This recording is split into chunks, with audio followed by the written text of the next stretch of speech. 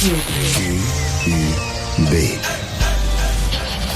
Du front, des idées, du cran. Éveille la curiosité, suscite la réflexion, favorise le dialogue. Pour comprendre le monde qui vous entoure. Radio, télé, balado, vidéo. Savoir et comprendre, Cube. Un média pas comme les autres.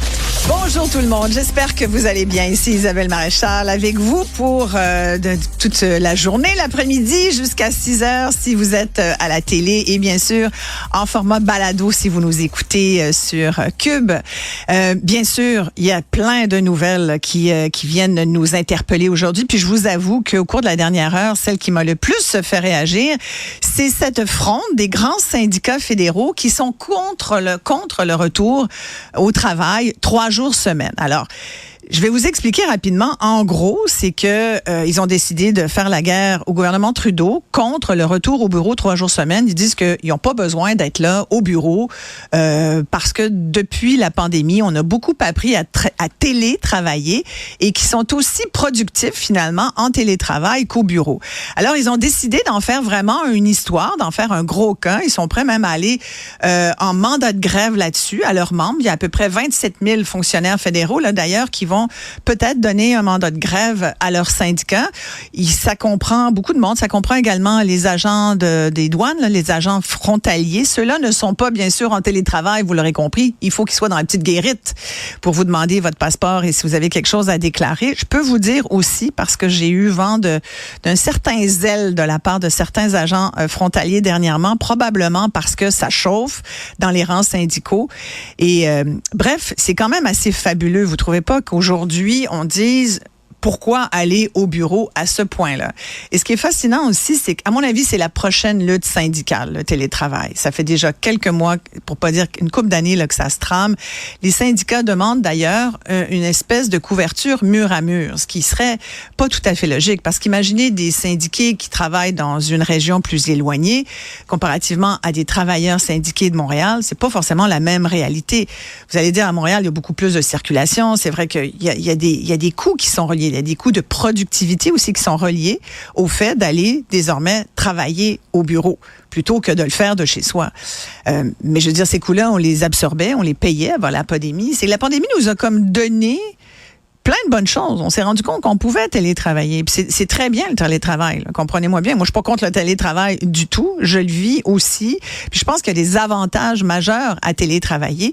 Mais il y a quand même, et quand il s'agit d'employés fonctionnaires, je pense que les citoyens contribuables que nous sommes en droit de demander que ces employés-là soient minimalement au bureau et pour faire le travail. Après, il y a toute la notion de comment on mesure la productivité. Et ça, c'est de plus en plus documenté selon les secteurs d'emploi. Mais je vous dis là, c'est la prochaine lutte syndicale, le télétravail, et ça risque de brasser pas mal. On va suivre ce qui va être dit, mais en tout cas, je vous le dis, là, pour le moment, les syndicats fédéraux sont assez furieux parce qu'ils disent qu'ils n'ont pas été du tout consultés pour ce retour au travail 3 jours semaine au moins qu'on leur demande. Vous me direz, écrivez-nous si vous estimez que c'est trop ou pas assez. Qu'est-ce que vous en pensez? Vous pouvez nous appeler aussi. C'est quoi déjà notre numéro? Max va nous dire, voilà, vous le voyez ici. Alors, pour m'écrire, vous faites studio@cube.radio. Vous pouvez nous texter au 1-877-827. Vous avez vu la suite? 827-2346. Et voilà, c'est notre numéro pour nous joindre. Cube, c'est aussi des opinions tranchantes. Avec Sophie Durocher, chaque jour dès 15. Radio, télé, balado, vidéo. Cube, un média pas comme les autres. Cube. Débat, opinion et analyse. Explore toutes les facettes de l'actualité. Aujourd'hui, c'est le début de la semaine sans diète. Sans diète, c'est une initiative d'un organisme dont j'aime bien parler parce que ils ont une belle mission. C'est de nous rendre plus confortables dans nos corps, de lutter contre la grossophobie et de nous dire, si on veut bouger dans la vie, oui, d'accord, c'est une très bonne idée, mais il faut le faire pour les bonnes raisons. Il faut le faire pour sa santé et non pas pour maigrir. Et c'est l'organisme Équilibre. Et c'est vrai qu'en ce moment, plus que jamais, c'est pas pas nouveau, mais plus que jamais, entre autres à cause des réseaux sociaux, les pressions qui sont assez indues là, sur les personnes, que ça soit beaucoup de femmes, beaucoup de jeunes femmes, mais aussi de plus en plus d'hommes, pour maigrir, pour être cote, comme on dit, pour avoir un corps qui réponde à certains critères qui sont vraiment poussés par l'industrie du fitness et l'industrie des diètes. Mais ça devient de plus en plus difficile de s'aimer tel que nous sommes. On va en discuter tout de suite avec Andréane Dufour-Bouchard, qui est nutritionniste. Elle est également chef de projet pour l'organisme Équilibre. Bonjour, Andréane. Bonjour. Alors, parlez-moi de ce thème de cette année, c'est Bougeons sans pression. Vous avez fait une belle campagne publicitaire aussi avec des vidéos pour dire aux gens, regardez, vous pouvez bouger pour les bonnes raisons finalement, mais mettez-vous pas de pression indue pour maigrir. Vous l'avez bien dit, il y a beaucoup de la culture de la minceur, de la musculation, être fit, un peu musclé, c'est très à la mode, c'est très valorisé. C'est souvent associé évidemment à la bonne condition physique, à la santé, à la performance, au bonheur, au bien-être. Mais en fait, la minceur garantit rien de tout ça. Et à l'inverse, il y a beaucoup de gens justement, selon un sondage, là, l'enquête québécoise sur l'activité physique et le sport, il y a 78% des 18 ans et plus qui disaient que améliorer son apparence, c'était une des principales raisons de pratiquer une activité physique. Donc, on sait l'énorme... Oui, c'est beaucoup quand même. Hein? C'est près de 80% des gens, vous dites, de plus de 18 ans, c'est ça? Oui, exactement. Donc, on connaît à quel point l'activité physique, ça a des bienfaits multiples sur la santé physique, la santé mentale. Et le problème, c'est que si c'est juste le poids qui est notre seule et unique motivation, c'est pas toujours aussi facile de maigrir qu'on pense. Même par l'activité physique, il y a plusieurs facteurs qui influencent le poids, certains sur lesquels on a du contrôle, certains non.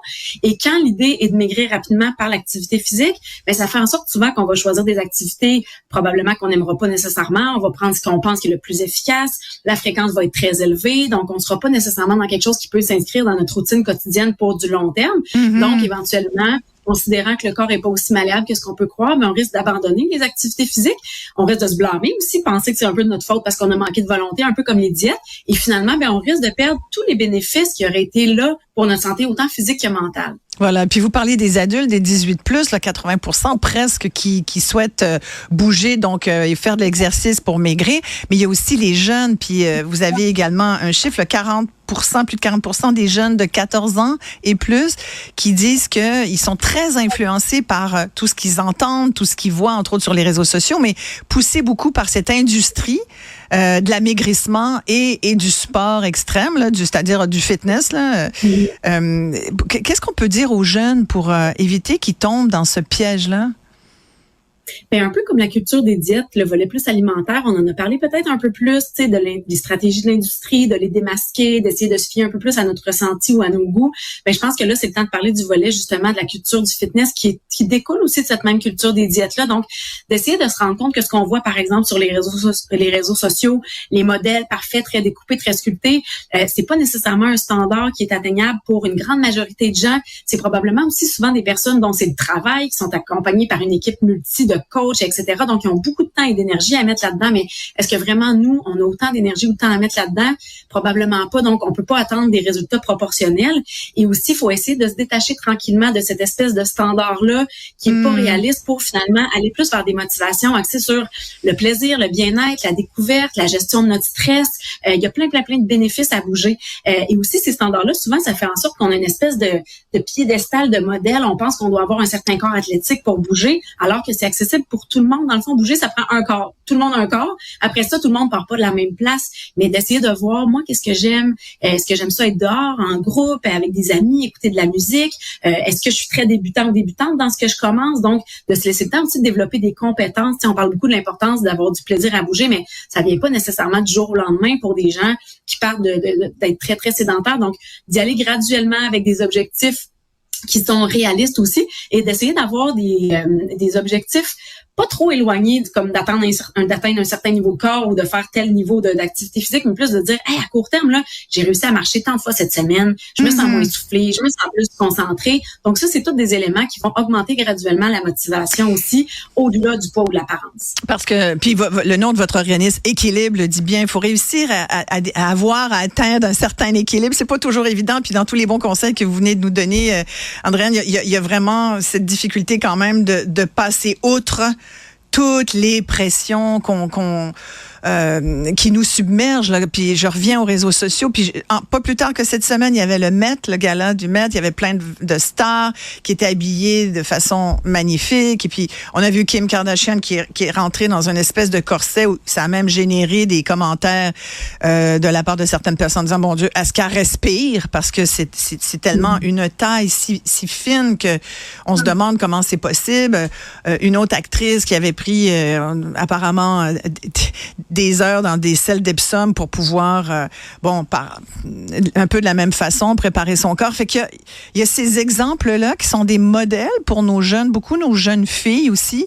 Puis comment leur dire, comment avoir ce discours sans être moralisateur, mais de leur dire quand même, ces modèles-là, c'est pas nous, puis c'est pas forcément sain. Comment trouver les bons mots pour pas avoir l'air non plus de prêcher puis d'être le parent fatigant, là.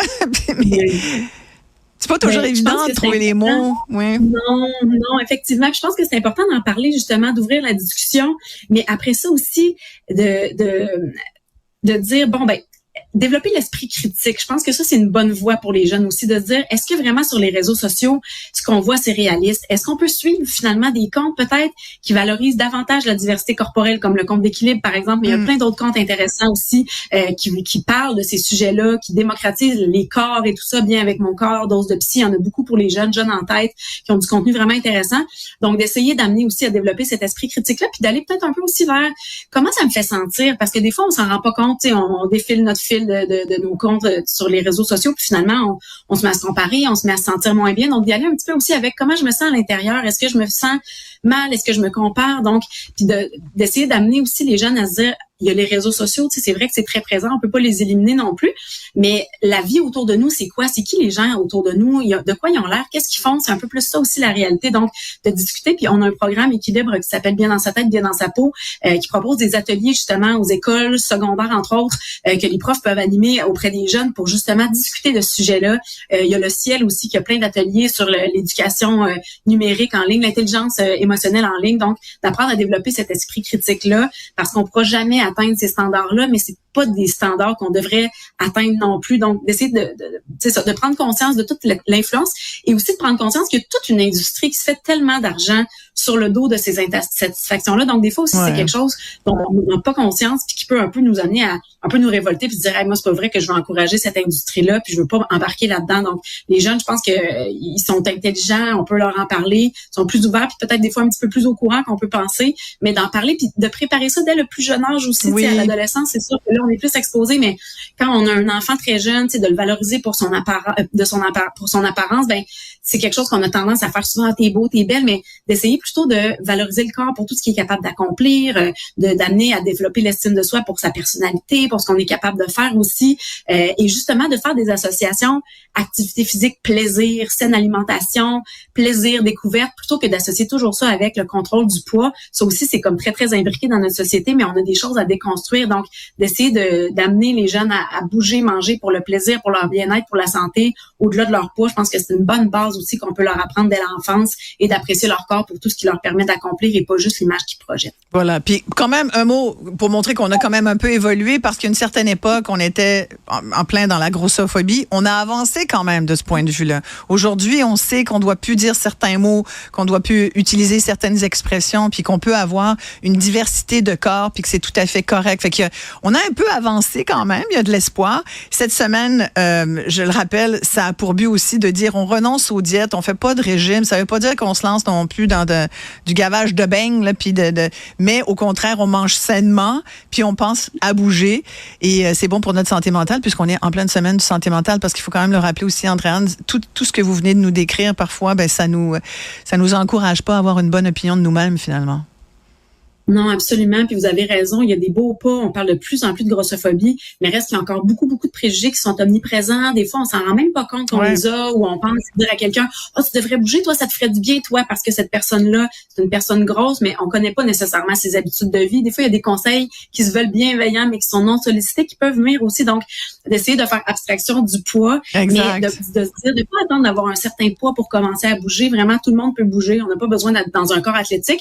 Et je cite ma collègue kinésiologue là, qui dit toujours la meilleure activité qu'on peut pratiquer, c'est celle qu'on veut répéter. Donc, d'essayer d'être dans cette optique-là, justement, d'être plus flexible, d'être dans le plaisir, d'être dans l'équilibre finalement aussi. Voilà. Hey, merci beaucoup. Alors, je rappelle, allez sur le site de l'organisme Équilibre. Il y a plein d'informations pertinentes et c'est une campagne donc pour essayer de repousser toutes ces images qu'on nous renvoie, ces messages là, pour nous inciter à finalement pas être fiers de ce qu'on est. Faut être fiers de ce qu'on est. Merci beaucoup, Andréane Dufour-Bouchard, qui est chef de projet pour l'organisme Équilibre. Merci. Cube. Débat, opinion et analyse. Explore toutes les facettes de l'actualité. Il y a un article signé par Alain McKenna, qui est un journaliste, auteur et blogueur spécialisé en sciences et technologies, et également auto, qui m'a beaucoup intéressée, et avec le titre d'ailleurs, « Internet est une énorme fraude ». Alors, je voulais absolument qu'on s'en parle, vous et moi, avec Alain. Alors, voilà, Alain est là. On va le brancher. Bonjour, Alain. Est-ce qu'on t'entend? Est-ce que tu nous entends bien? On va mettre du son. Ça va aider un petit peu. Moi, je ne t'entends pas. On va mettre du son. Enfin, alors, je vais expliquer en gros, en fait, cet article que vous pouvez trouver d'ailleurs qui a été publié dans les chroniques Opinion du Devoir. En gros, ça dit que avec le printemps arrive également la saison des arnaqueurs. Vous savez que depuis le premier courriel frauduleux, en fait. Plus. Voilà. Est-ce qu'on t'entend, Alain? Est-ce que tu es là? Oui, tu es là. Je pense qu'on t'entend. Je suis en train de raconter que tu écrivais dans cet article qu'on a identifié le premier courriel frauduleux aux États-Unis en 1978. Écoute, ça fait un bail. Aujourd'hui, on sait, en 2004, on a dénombré presque 4 milliards de courriels frauduleux tous les jours. Pour toi, c'est une énorme fraude. Explique-nous ça. Ben, en fait, c'est que l'idée de cette chronique-là vient du fait qu'il n'y a pas grand-chose qu'on peut faire sur Internet sans avoir à traverser une espèce de flaque de boue tout le temps, que ce soit des arnaques ou des faussetés, des tromperies. Et je me disais, ben, coudonc, ça, c'est nouveau, c'est récent. Il me semble qu'Internet, au début, c'était la liberté d'expression, c'était l'espèce d'utopie de plateforme numérique. Et finalement, ce qu'on se rend compte, c'est que non, il y a toujours eu cette part d'ombre dans le réseau qui, en 1978, s'appelait ARPANET. C'était encore quelque chose qui était en plus ou moins en développement aux États-Unis au niveau universitaire.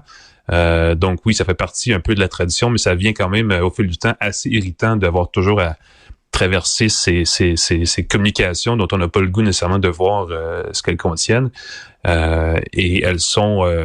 évidemment, il y a des outils, il y a des experts qui s'attaquent à tout ça, mais ce qu'on voit, c'est qu'il y en a toujours de plus en plus, quoi qu'on fasse pour essayer de les éradiquer. Là. Puis d'ailleurs, dans ton article, tu dis que les courriels frauduleux ou trompeurs représentent à l'heure actuelle, tu blagues un peu en disant seulement 45% de tous les courriels échangés. J'ai envie de dire, c'est énorme, c'est quasiment la moitié. C'est comme un courriel sur deux, c'est une fraude. T'imagines? Exact. C'est épouvantable. Et je dis seulement parce que c'est une amélioration. Oui, comparativement à 2011. Il y a 10-12 ans. Ouais. Où au pire de la crise appelons ça la crise des pourriels, 80 quelques % des messages qui s'échangeaient sur les réseaux étaient des courriels trompeurs, frauduleux. C'était du pourriel, comme on dit au Québec. Puis, évidemment, à ce moment-là, on commençait à prendre compte, les fournisseurs, les entreprises sont impliquées dans ces outils-là. On commençait à réaliser qu'il existait des filtres qu'on pouvait placer dans la chaîne de communication. Donc, nous, on le voit pas nécessairement sur nos appareils personnels, mais au niveau des serveurs, au niveau des gestionnaires de messagerie, tout ça, on peut mettre des filtres. Et là, ça a enlevé une grosse partie du problème. Mais évidemment, les gens qui envoient des messages ont raffiné leurs outils aussi, puis on se rend compte qu'aujourd'hui, on a toujours le problème. Et il est de plus en plus difficile de l'éviter.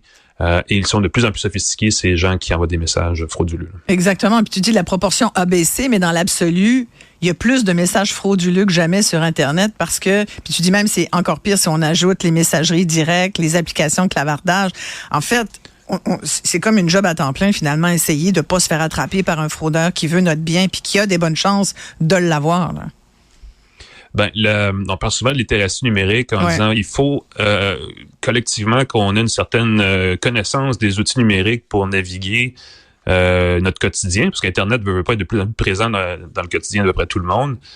Mais au-delà de savoir ce qu'est Internet, ce qu'est un téléphone, c'est quoi du Wi-Fi, et ainsi de suite, faut avoir cette espèce de finesse pour détecter les faux messages, les gens qui ont l'air tout à fait sincères, mais qui à la fin veulent juste prendre votre argent ou votre mot de passe ou peu importe. Mais il y en a tellement que ça n'a plus aucun bon sens. Écoute, il y a plus de négatif que de positif, on dirait. Exactement. Puis, tu vois, j'ai des chiffres là, de l'Association des directeurs de police.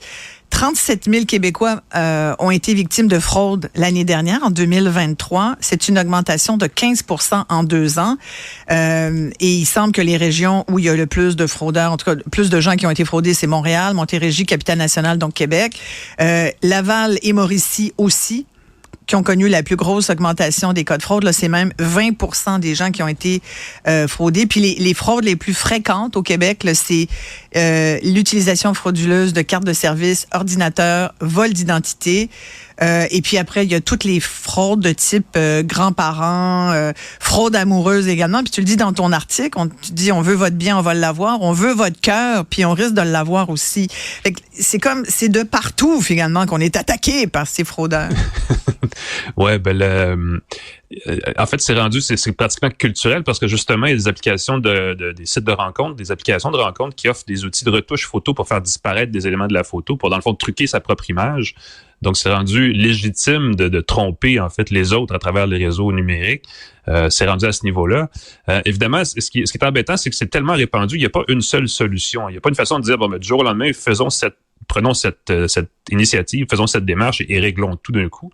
Mais c'est sûr qu'il manque un peu je veux pas dire d'éducation, mais il manque certainement d'encadrement ou d'une façon de se comporter, d'étiquette peut-être à apprendre quelque part pour utiliser, mais pour aussi décourager la facilité avec laquelle on peut soi-même, dans le fond, devenir, je vais pas dire un fraudeur, mais quelqu'un qui trompe un peu le message qu'ils envoient aux gens. Mais c'est intéressant, ça, cet aspect-là. Mais tu vois, en conclusion, si on avait une chose à suggérer à nos auditeurs aujourd'hui, à nos téléspectateurs, c'est faites vraiment très, très, très attention. Puis des fois, on bouge vite aussi. Tu sais, toute la techno nous amène à agir vite, à être prompt. Mm-hmm. Il faut prendre notre temps. Je pense qu'on peut dire ça, Alain. Quel autre conseil t'aurais, en terminant, à donner aux gens qui nous écoutent? Écoute, c'est comme dans tout le reste. Si ça a l'air trop beau pour être vrai... C'est pas vrai. C'est ça. c'est tellement... c'est louche. Ça a l'air tellement simple, dit de même. Hein? Mais c'est vrai. Exactement. Ouais. Alain McKenna, toujours un plaisir. Merci beaucoup et on continue de te lire, bien sûr. À la prochaine. Disponible aussi en balado sur l'application et le site cube.ca. Radio, télé, balado, vidéo. Cube, un média. L'actualité décortiquée. Commentée. Savoir et comprendre. Cube. On vient tout juste de parler d'arnaque en ligne et justement, il y a Dominique qui a pris le temps de nous écrire un petit courriel qui dit « Moi, je viens d'être victime de la fake news concernant Normand Brathwaite et Guilla Lepage. » Elle dit « C'est en écoutant, malheureusement trop tard. Elle a retrouvé l'entrevue que Sophie avait fait avec Normand Brathwaite le 14 février 2024 que là, elle dit « Là, le coup de poing à l'estomac s'est fait sentir. L'arnaque, je me suis fait prendre. La banque ne me rembourse pas un seul sou. C'est 1 an et demi de loyer qui vient de s'envoler en fumée. » Donc, c'est la preuve, je pense qu'on n'est jamais trop prudent. Puis, tu sais, quand vous voyez des vedettes là, qui endossent comme ça des produits, moi, j'ai envie de vous dire, prenez 2 secondes. Ça va prendre 2 secondes d'aller sur la page officielle de l'artiste. Et si vous ne voyez pas de publication de cet artiste-là sur tel ou tel produit, ben c'est signe que c'est une arnaque parce qu'habituellement, quand un artiste s'associe avec n'importe quelle cause ou n'importe quel produit, ben souvent, ça fait partie du contrat qu'il publie sur ses réseaux sociaux à lui, ce partenariat-là, cette collaboration-là qu'ils ont entre les deux. Donc, si je vous le dis, allez voir directement sur la page officielle de l'artiste. C'est du moins là un bon petit truc pour s'aider un petit peu parce qu'il y en a tellement qu'à un moment donné, c'est vrai qu'on peut se faire prendre. Donc, on n'est jamais trop prudent. Demain, le 9 mai, si vous aimez magasiner, ben c'est la journée J'achète la mode locale. Puis si vous n'étiez pas au courant, c'est normal parce que c'est la première édition du mouvement, un tout nouveau mouvement qui est une initiative de plein d'organismes qui sont reliés à la mode. Et le but, c'est justement de faire découvrir les créateurs d'ici puis de les encourager parce que, ben, veux pas, quand quand on achète local, ben, on aide à l'emploi aussi. Il y a plein de gens qui travaillent dans ces petites et moyennes entreprises-là. Donc, on les aide, on leur donne un coup de pouce. Puis, selon les designers, ben, pendant la pandémie, il y a quand même eu un gros boom d'achat local. On était un petit peu plus sensibilisés, plus ouverts à ça. Mais malheureusement, en 2023, c'est revenu un peu à ce que c'était. Là. Les gens priorisent un petit peu plus les grandes chaînes. Puis, en parallèle de cette nouvelle-là, on apprend aussi qu'il y a l'humoriste Stéphane Rousseau, qui est acteur aussi, là, qui collabore ce printemps avec l'entreprise Scoloco, qui est du Collège Sainte-Anne. Ça fait quelques années qu'ils ont lancé cette entreprise-là. Ils font des souliers véganes. Dépareillés pour faire l'éloge à la différence. Et ils ont fait une collaboration avec Stéphane Rousseau. Donc, il a fait lui-même un modèle qu'il a designé. C'est fait à la main, c'est fait en chanvre et c'est par des artisans au Portugal. Mais c'est vraiment le Collège Sainte-Anne ici à Montréal qui ont parti tout ça. Et Stéphane Rousseau s'est un peu inspiré de la mythologie avec des petites créatures. Bref, c'est vraiment des beaux souliers. Donc, je lance ça de même, là, si vous cherchez à acheter local. Mais demain, justement, pour la journée Achetons local, on va voir le mot-clic un petit peu partout sur les réseaux sociaux, mode solidaire, tout ensemble, si ça vous dit là, de partager les achats que vous aurez faits. C'est le printemps, on est en train de renouveler un petit peu notre garde-robe. Je vous invite à rester avec nous un petit peu plus tard. C'est la discussion économie avec Francis Gosselin. Francis qui va nous parler de la compagnie Lion Électrique. Il va revenir aussi sur Hydro-Québec et il va parler du niveau de vie des Québécois qui est en progression. Il va nous expliquer tout ça. Donc, cube.ca, l'application Cube pour nous écouter en direct. Évidemment, la chaîne télé, si vous êtes à la maison, là, syntonisez-nous le canal 70 avec Élix, c'est le 651 sur le Club Illico. Il faut penser à l'ajouter à votre forfait de chaîne spécialisée. Merci Stéphanie. Merci Isa. Une autre vision de l'actualité.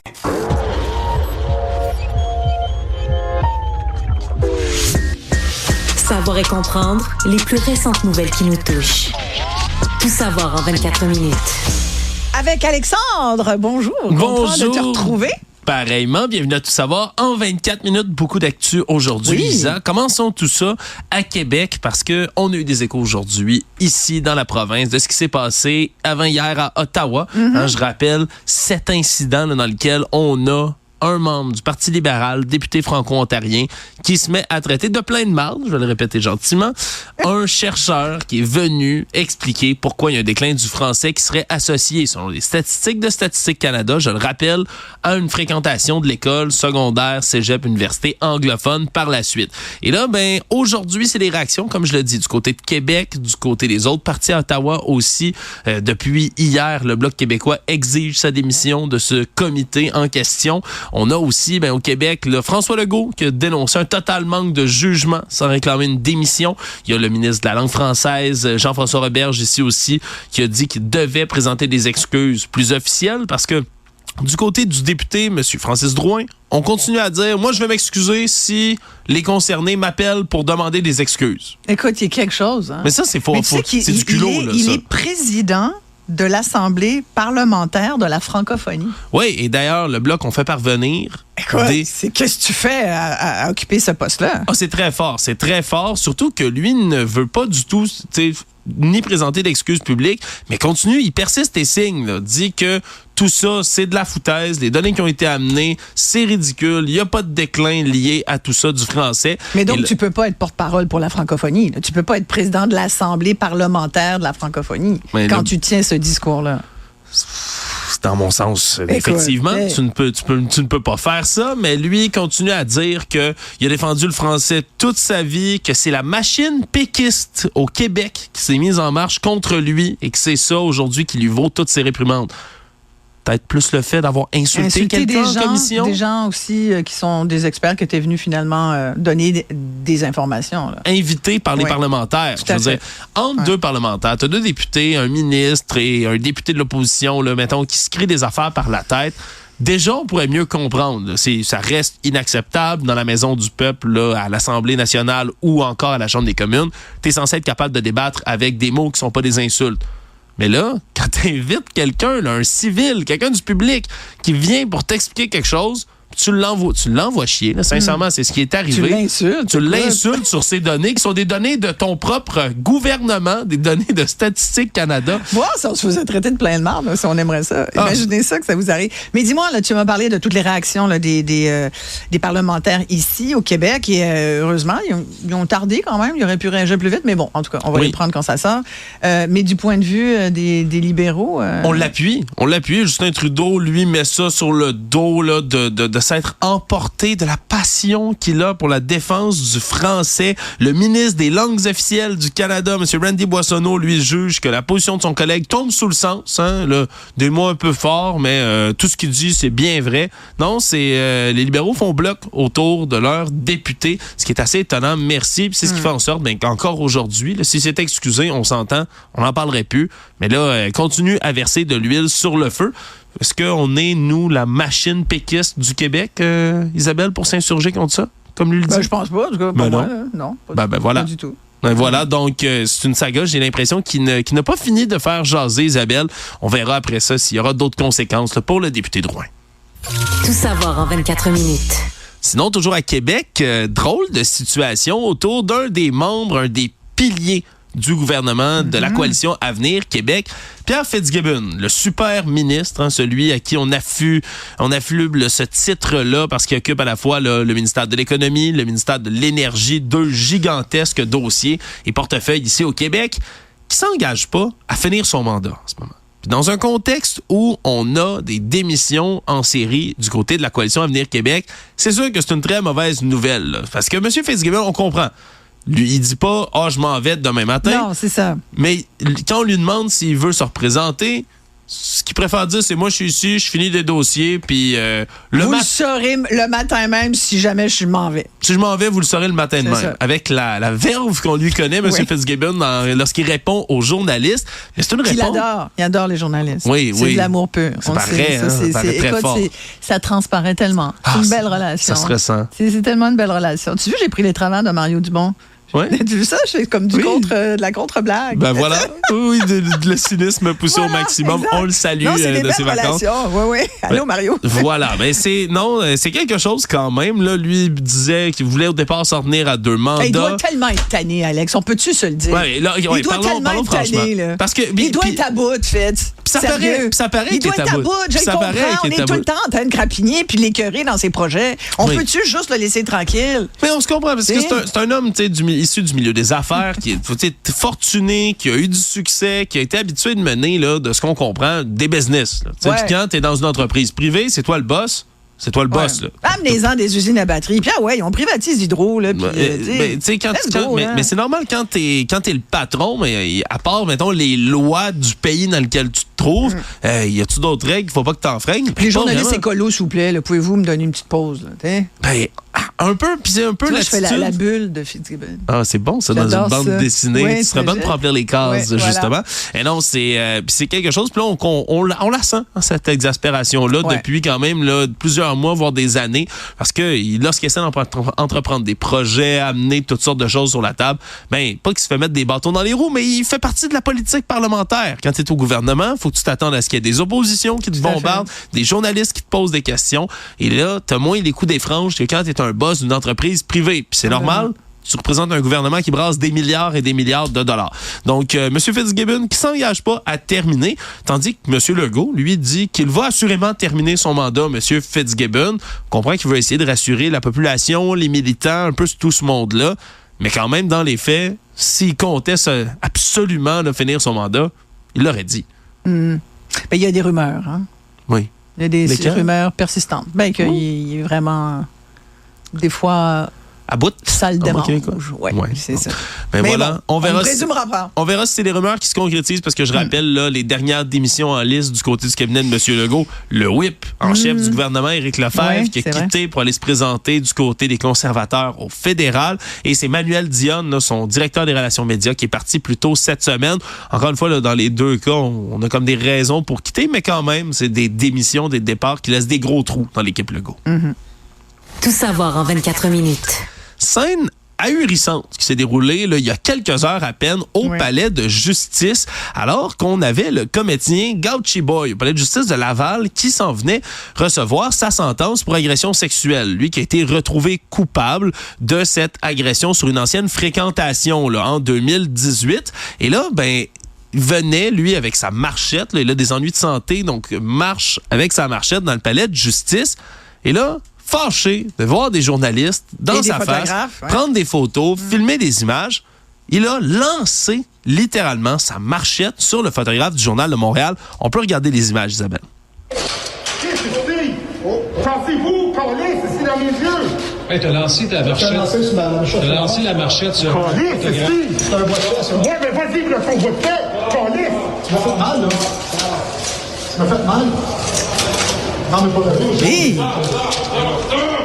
Là, confrontation, on voit d'autres journalistes qui courent aller chercher un constable spécial et il a été arrêté par la suite. Là, c'est ce qu'on entend, le journaliste dire « Hey, tu m'as fait mal, blessure légère, heureusement pour notre collègue. » Bien agressif. Mais c'est qui dit, là, il a mangé vraiment en plein sa jambe. Là. Il y a des constables spéciaux qui sont arrivés, qui sont venus l'interpeller, qui l'ont placé en arrestation. Là. Il la sent, à cause de ça? Absolument, parce que tu peux pas faire ça nulle part. Hein, c'est un voie de fait. Tu peux encore moins faire ça dans un palais de justice. Donc, ça a suspendu là, l'audience de manière temporaire. Mais dans les dernières minutes, Isabelle, finalement, on a eu sa sentence. 21 mois de prison pour l'agression sexuelle du côté de Gauchi Boy. De son vrai nom, là, Ugokchu Chijoke Onyechekwa. Voilà, je l'ai bien le prononcer. C'est assez difficile. Merci. Donc, une sentence qui tombe, mais c'est surtout de la violence, encore, dans les palais de justice, contre un journaliste aussi. Il y a toutes sortes de choses dans cette affaire-là. Le président de la FPJQ a d'ailleurs réagi aujourd'hui, la Fédération professionnelle des journalistes du Québec, en disant que c'est inacceptable, encore une fois, qu'il y ait de la violence projetée envers des journalistes. Parce que je rappelle, t'es quelqu'un au palais de justice, tu te fais accuser de quelque chose, t'as beau être bien frustré, pas content, puis en plus, t'es des journalistes qui te prennent en photo, t'as beau haïr ça, cette personne-là fait son travail, c'est son gagne-pain, il est là pour ça. Tu peux pas l'agresser pour ça. Là. Mais je retiens aussi 21 mois de prison pour agression sexuelle. Donc, il a été trouvé coupable avec une sentence de prison. Il va probablement, on va voir, c'est parce que s'il lance des marchettes en prison, il va rester là plus longtemps que peut-être qu'il espère. Ouais, je sais pas. Il va peut-être se faire placer aussi. Tiens. Je sais pas si tu te fais donner autre chose que ta marchette ou une marchette alternative moins rigide peut-être en prison. Faudrait poser la question, je me le demande. Savoir et comprendre, tout savoir en 24 minutes. Toujours dans les affaires judiciaires, c'est un témoignage déchirant qui a été entendu aujourd'hui au Palais de justice de Montréal. Le témoignage d'une mère dans ce dossier, là, cette histoire de Lachine qui est absolument ahurissante, dans laquelle, je rappelle, Véronique Manceau, une femme de 38 ans, a été trouvée coupable là, de meurtre premier degré, donc ne pourra pas s'en tirer avant la sentence maximale en 25 ans sans possibilité de libération conditionnelle, parce que c'est une histoire ahurissante, je le dis.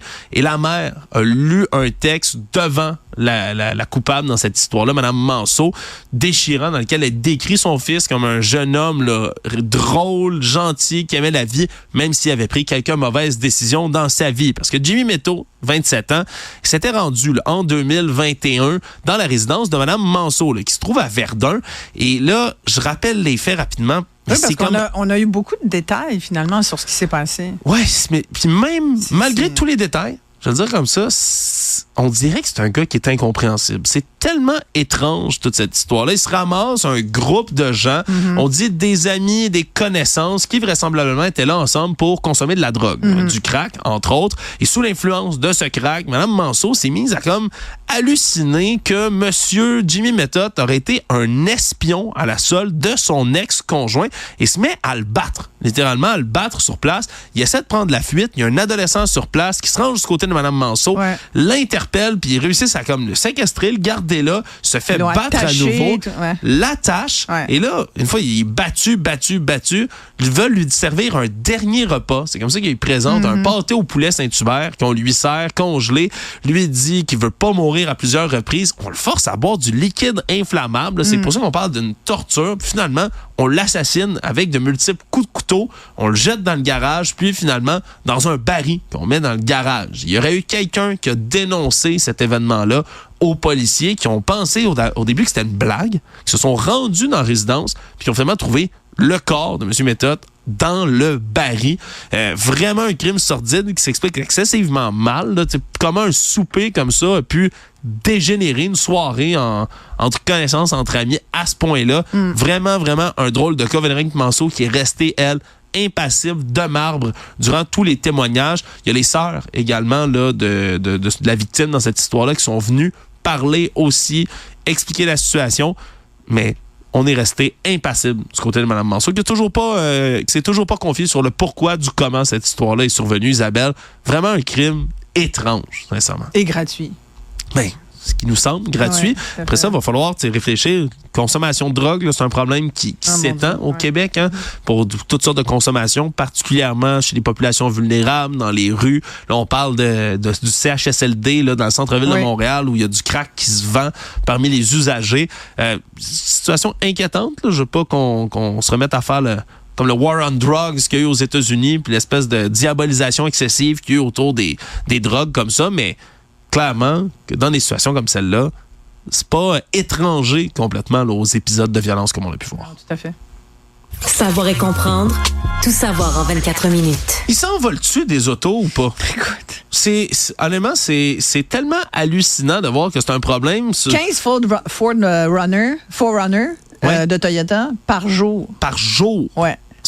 Pour ne nommer que cette marque de voiture, mais il y en a plein d'autres. Ben, il y en a plein d'autres qui se font voler. Puis là, on parle de la région de Montréal, mais partout là, sur les deux rives, c'est le même phénomène qui s'observe. Qu'on soit sur la rive nord, sur la rive sud, à Laval. Et c'est surtout des voleurs qui sont de plus en plus audacieux là, pour réaliser leur vol. La technologie aussi de leur côté. Et rapide. Oui, parce que c'est ce qu'on a apporté, entre autres, ce matin dans le Journal de Montréal. 7 minutes pour voler un VUS à peu près à Longueuil. C'est ce que ça a pris à des voleurs qui se promènent, qui font du repérage en voiture, qui regardent des endroits où il y a l'air d'avoir une maison qui est soit inoccupée, soit que les occupants dorment. Et là, tard dans la nuit, passent à côté de l'auto, essayent les portes. Souvent, il y a des gens qui barrent même pas leurs portes. Hein? Ça, exact. C'est première étape pour se faire voler un véhicule. 40% des gens n'ont pas de mesures anti-vol du tout. Oui, ben, en même temps, ça, je trouve ça fou. C'est des mesures anti-vol. Avant, il y en avait qui venaient dans les autos et tout, mais est-ce que c'est le fameux retour de la barre qu'on met sur le volant? Je pense que ça, au moins, c'est une méthode. On parle aussi il y a le boîtier anti-vol, il y a toutes sortes de nouveaux bidules maintenant, nouveaux outils. Mais il y a une certaine époque, là, tu barrais pas tes portes, là. Puis il y a certains coins au Québec, là, tu barres pas ta porte de maison, tu barres pas ta porte d'auto. Mon père est de cette école-là, puis ça m'a toujours fait paniquer. Lui, il vient du bas du fleuve, c'est un gars de Rivière-du-Loup, puis il dit moi j'avais barré mes portes. Non, qu'est-ce que c'est ça? Moi, je suis tout le temps en train de dire barre tes portes. Exact. Personne va partir avec mon auto. Mais moi, écoute, en ce moment, là, on ferme notre porte à clé durant la journée parce que dernièrement, il y a quelqu'un qui est rentré en plein jour chez moi. Dans la maison? Dans la maison. Quoi? Ouais. C'était un livreur, mais sur le coup, puis ma petite était seule avec une amie, puis mais on savait pas, tu sais quand même. Mais il est rentré, puis il est rentré dans la maison. Il était comme. Le livreur est rentré dans la maison. Il est rentré. Tu sais quand tu dis un 0 livreur, étoile, il est à l'aise. C'est-tu un 0 étoile sur Uber Eats, un 0$ de type par hasard, ce cas-là? Ouais. En tout cas, il était véritablement à l'aise. Et depuis, mais ça a comme effrayé un peu ma fille. Et puis depuis, on se dit bon, on va parer, sauf que t'es pas habitué, fait qu'à chaque fois que je veux rentrer la journée, j'ai comme la porte est barrée. Oui, ça, puis c'est peut-être un réflexe à prendre, malheureusement. Voilà, c'est un réflexe à prendre, puis système d'alarme, il faut s'équiper parce que eux sont équipés. Puis ils ont des systèmes maintenant qui détectent aussi les clés électroniques, tout ça, c'est bien fun, fascinant. C'est fascinant parce qu'ils peuvent passer, mettons votre clé dans l'entrée dans la maison. Votre clé intelligente qui vous permet juste sans contact, vous êtes dans votre véhicule, vous pesez sur le bouton, tant que la clé est là, ça marche. Le problème, c'est que le signal de la clé, il est plus large que ce qui paraît. Là. C'est pas il juste peut être à l'intérieur. Moi, je m'étais fait expliquer, il peut être à l'intérieur, là, sur ta petite table dans ton entrée. Voilà. Là, puis ils sont capables de l'attraper. Exactement. Il l'attrape puis il clone. C'est comme ça qu'on s'en sert pour voler beaucoup de véhicules. Puis avec une facilité déconcertante. Là, comprenez que si quelqu'un a ça dans les mains, ça prend quelques minutes, attrape le signal, copie. Il n'y a pas besoin là, de faire comme dans les films, là, le hot wire, comme on dit, là, d'aller en dessous, de bricoler des fils, faire partir de ton auto. C'est fini ce temps-là. Là. On fait plus ça. On clone votre clé, puis il peut partir, puis continuer à opérer votre véhicule par la suite. Et si vous faites défoncer avec un bat de baseball, ce qui arrive aussi, là, vous savez que c'est pas un professionnel. Non, c'est ça. C'est des gens qui, de Parce que plus les en plus... professionnels, ils font pas de dégâts. Ils font pas de dégâts, sont équipés, puis vraiment, ça donne lieu à des histoires comme celle de cette restauratrice là, originaire de Kamouraska, Perle Morancy, la propriétaire du restaurant Côté Est, qui a fait beaucoup parler d'elle à cause de sa mésaventure, s'en vient à Montréal et de passage, va voir d'autres gastronomes, d'autres restaurateurs, vont parler de fine cuisine, elle a du champagne, de la nourriture, toutes sortes d'affaires dans son auto. Elle a un VUS qui est assez facile à identifier. Bam, se fait voler toutes ses affaires. Être seule à Montréal, plus d'auto, elle plus dit, de matériel. je suis une optimiste, alors je le mets sur Facebook, puis je dis, s'il y a quelqu'un qui voit mon véhicule, s'il vous plaît, écrivez-moi. Et ça fait beaucoup de bruit au travers de son propre réseau, parce que c'est un véhicule qui, semble-t-il, est assez rare. Puis en plus, il y a des lignes comme jaune-orangé sur le côté du véhicule qui sont assez, là, un trait très distinctif. Et c'est ce qui fait en sorte qu'en moins de 36 heures, il y a quelqu'un du milieu de la restauration qui a réussi à voir le véhicule. Puis non seulement ça, mais même vu le voleur en question se rediriger vers le véhicule quand il était là. Puis là, on répète pour les gens à la maison, ne faites jamais ça, vous appelez la police. Non, partez pas après quelqu'un. Il est parti après en criant, le filmant, etc. Tu sais que j'ai déjà fait ça. Ah oui, hein? Ben, j'ai déjà fait ça. Courir après un voleur? Ah, moi, je suis tellement monsieur, madame, tout le monde. Il m'arrive tout ce qui arrive au monde. Je te jure. Okay, mais là, il était 4. Là, t'es obligé. Écoute, moi, des fois, la nuit. T'es obligé de le raconter. Ben, je suis obligée de le raconter, certains. Et c'est depuis aussi qu'on s'est mis, tu sais, qu'on met le système d'alarme le soir, parce que des fois, on avait un, mais on le mettait pas forcément. Mais là, 3 heures, moi, tu sais, je suis une mère, hein, Alex. Moi, tu te réveilles à rien. Ça, moi, j'entends je connais je me dis, Et là, j'ouvre et je vois les portes de ma voiture, puis 4 personnes qui sont dedans avec des pack-sacs, ni une ni deux. Je sais pas comment. Je me suis rendue en bas direct, puis là, j'ouvre la porte, je fais « Hey, qu'est-ce que vous faites là? » Puis je pars après eux, mais les 4 sont partis, tu comprends, en laissant les 4 portières ouvertes. Puis... ils ont-tu le temps de te voler quelque chose? Ben oui, ils ont volé. Ils ont volé, mais des lunettes, des gugus, on n'avait pas grand-chose. Tu sais, j'ai pas fait de rapport de police, mais j'ai appelé la police quand même. T'as-tu réussi à en attraper un? Et nu-pied dans la rue? Non, ils n'ont pas réussi à attraper qui que ce soit. Mais toi, ils m'ont dit, t'as réussi. T'as pas réussi à en prendre un par le collet? Faites jamais ça! Qui m'ont dit. Oui, avec raison. C'est une très mauvaise idée de partir après. Vous savez pas, il y aurait peut-être un couteau, une arme et tout. J'ai dit, finalement, vous n'avez pas tort, finalement. Alors, ne le faites pas. Je ne le ferai pas. Mais ça a été comme plus fort que moi, tu comprends? C'est soit tu gèles ou tu... c'est fight or flight, comme on dit. Hein, t'as deux réactions. C'est la fuite ou le combat. Puis dans ce cas-ci, sachez et soyez avertis, mesdames et messieurs, les voleurs. Là, c'est comme... Oui, exactement. Si vous allez chercher des noises à Isabelle Maréchal... Ça se peut que je parte après vous. J'aurais peur si j'étais vous. Économie. Alors, Isabelle, que le télétravail est devenu un incontournable dans nos sociétés. D'ailleurs, le matin, alors que je remplace Alexandre Dubé, plutôt cette semaine, c'est un dossier que j'ai couvert parce que, alors qu'il y a de plus en plus de monde dans le télétravail, ça vient créer des conflits dans la demeure, entre monsieur, madame, monsieur, etc., entre les conjoints, époux et autres. Ben oui, ça devient plus compliqué. Hein. Là, on dit même dans les dernières statistiques que les femmes se retrouvent souvent avec pas de pièces pour travailler. Souvent, monsieur qui prend le bureau, mais madame se ramasse à la table, la cuisine et tout. Bref, il y a même des inéquités de ce côté-là. Mais ce n'est pas de ça que je voulais te parler. C'est plutôt du syndicat de la fonction publique canadienne qui, là, s'est dit bien choqué aujourd'hui, alors qu'ils sont en train de négocier avec le gouvernement fédéral parce qu'il y a une nouvelle directive qui demande une présence au bureau 3 jours par semaine aux fonctionnaires. Et là, on est bien choqué de cette nouvelle mesure-là. Mais attention, Isabelle, avant que tu t'emportes, eux disent ce n'est pas le point des 3 jours qui nous fait nous fâcher. C'est quoi? C'est le langage qui a été négocié qui doit être respecté, madame. Ah, genre? Parce qu'eux disent que c'était censé être du cas par cas pour chaque demande de télétravail, pas une règle mur à mur, si tu veux. Là, ils disent on nous a pas consultés. On aurait aimé ça être consulté aussi. Oui. Mais tu sais, je le disais un peu tout à l'heure, c'est la prochaine, à mon avis, là, c'est le prochain gros dossier qui va occuper les syndicats. C'est la question du télétravail. Parce que la pandémie, depuis 4 ans, nous a montré que même si pendant 20 ans, en tout cas, moi j'en ai parlé ça fait 20 ans que je parle du télétravail parce que les spécialistes de ressources humaines le disaient, il y a des bénéfices à ça. Et si on n'avait pas eu cette pandémie, probablement qu'on ne serait pas là aujourd'hui. Mais non. Et c'est la pandémie qui nous a forcés à nous adapter. On s'est tellement adapté, on apprend vite quand même l'humain. On s'est tellement adapté qu'on est devenus les champions du monde du télétravail. Exactement. Puis quand tu regardes les sondages, ils sont inversement proportionnels entre les employés souhaitent rester à la maison le plus souvent et les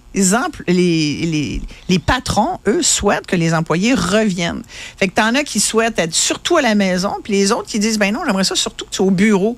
Fait que c'est sûr que ça va s'entrechoquer, tu comprends? Ben oui. Les attentes des uns et les désirs des autres. Fait que, et là, on le voit avec le CFP, entre autres, puis les syndicats fédéraux, puis c'est 27 000 personnes que ça touche. Moi, je pense que quand tu es fonctionnaire, ça vient avec un bureau. Je sais pas ce que tu en penses, mais tu sais, on l'a vu beaucoup pendant la pandémie. Moi, j'ai parlé à du monde. Tu t'appelais à des organismes gouvernementaux, puis là, tu te ramassais avec quelqu'un qui était à la maison, qui avait pas le dossier. Ben non, le dossier est au bureau. Moi, je suis chez moi, madame. Faut que vous compreniez ça, là. Moi, j'ai jamais eu le malheur de vivre mais ça. C'était pendant la pandémie. Peut-être depuis, tu sais, puis ça dépend. Les compagnies d'assurance sont très, très bien organisées.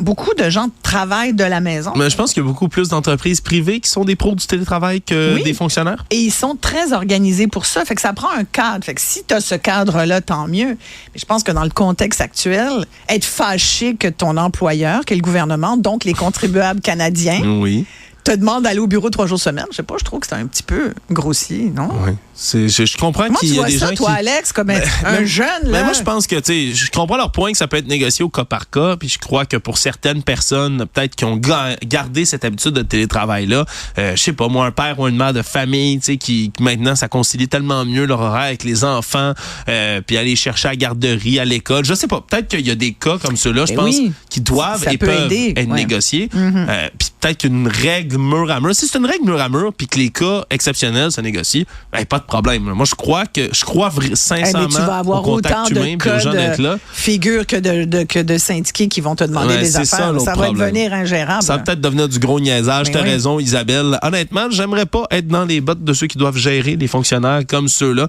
Ça reste à voir s'ils vont être entendus dans leurs demandes, mais moi, je te le dis, le télétravail, ça peut être beau. Je suis un ferme croyant au contact humain. On est rendu qu'on s'évite le contact humain dans presque tout. Avoue que c'est le fun de se voir. D'être ici ensemble, c'est un privilège et un plaisir. Puis je pense que même s'il y a des gens que vous n'aimez pas dans votre bureau ou ailleurs, il y a quelque chose d'exclusif et d'exceptionnel au contact humain qui ne peut pas être remplacé pour à peu près rien.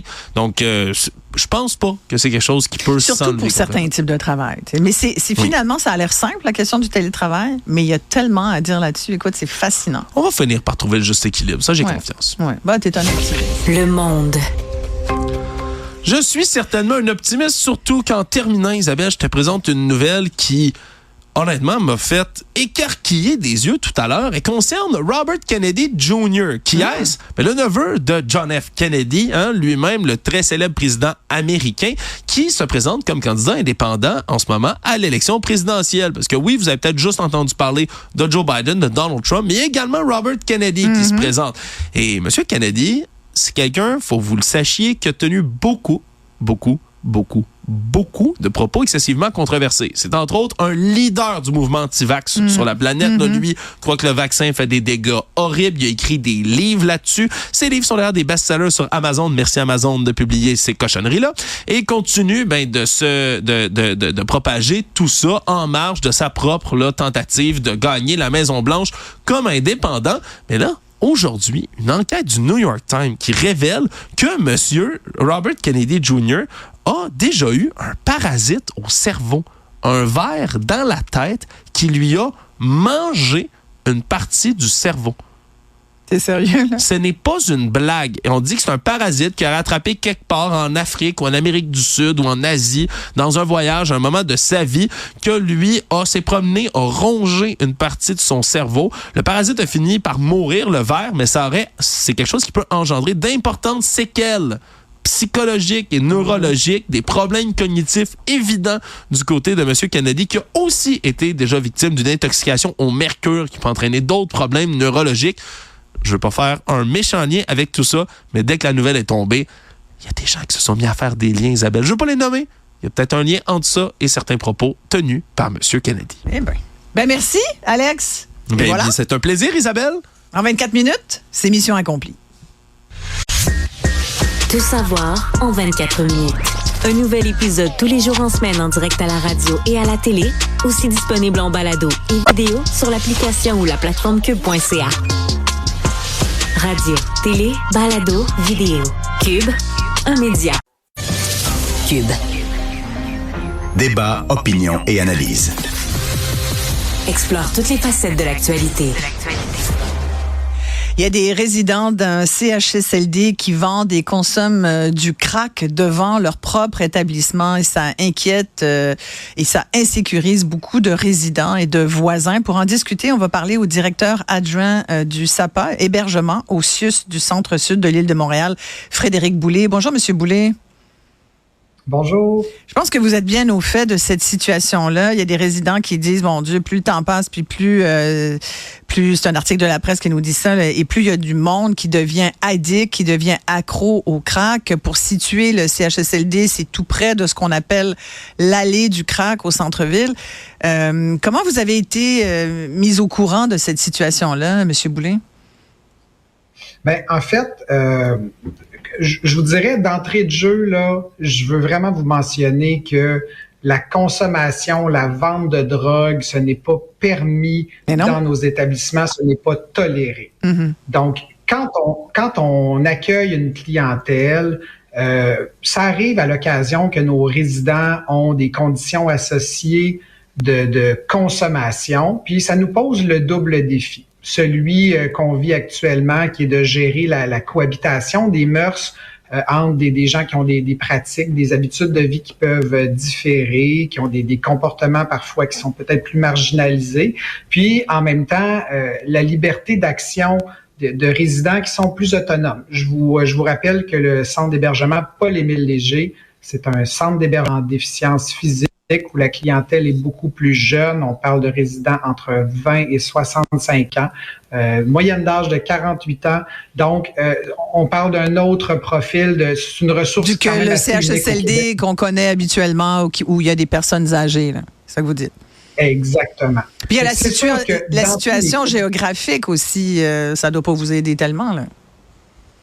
Ben, en fait, je vous dirais que la situation géographique, puis on parle de quelque chose qui est beaucoup plus, c'est sûr que ça fait l'effet, là, on est dans les médias, c'est quelque chose qui est d'impact, la nation. Ça fait aussi partie des tabous, mais c'est quelque chose qui existe. C'est souvent quelque chose qui appartient au dossier propre du résident ou de l'usager, peu importe où il est dans le réseau de la santé. Donc, c'est des choses qu'on va discuter, travailler. On a beaucoup d'outils, là. Nos équipes sont formées. On est équipé avec des partenariats, des ressources à l'interne, à l'externe, pour faire face à ces situations-là. Mais comme ça concerne souvent juste un individu, ben on n'ira pas sur la place publique parler des déficits ou des troubles qui concernent une personne. Ça fait partie de son dossier médical, donc il y a des limitations à ce qu'on peut fournir quand ça concerne une seule personne. Mais dans ce cas-ci, ça doit concerner plus de gens parce que selon les témoignages